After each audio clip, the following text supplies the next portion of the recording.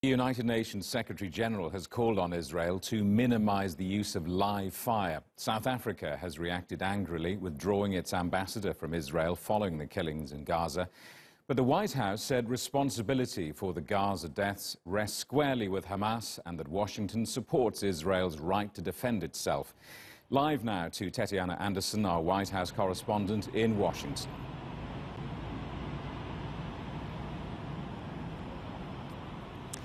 Jamie, it's not just that statement from the White House. Mike Pompeo, who is the Secretary of State, also put out his own congratulatory statement earlier in the day about this embassy opening in Jerusalem. Nowhere in that statement, though, did it mention the violence that's happening in Gaza, the deadly violence.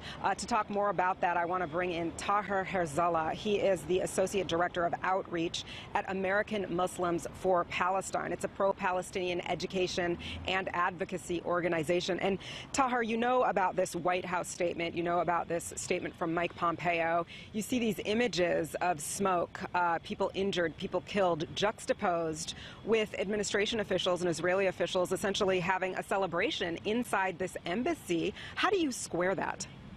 I think the United States has finally shed the veneer of impartiality when it comes to the Israel-Palestine conflict. I think now the United States, this administration in particular, has made it very clear that they support Israel. Donald Trump's administration is essentially Israel's wildest dreams come true.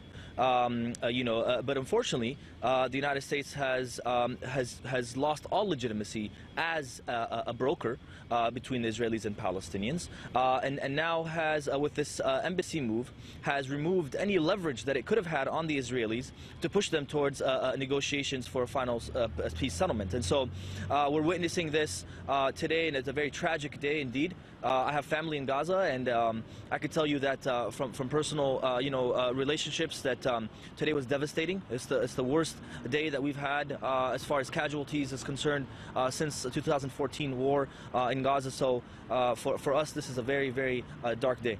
You talked about the Trump administration finally shedding a veneer, but the fact of the matter is the United States has unofficially recognized Jerusalem, and President Trump's administration has just officially, on paper and physically, made this move. So what's the big problem here? This is something that U.S. administrations have been doing for decades. Trump just formalized it. Absolutely. I think the United States has, for the longest time, U.S. policy has been biased towards Israel.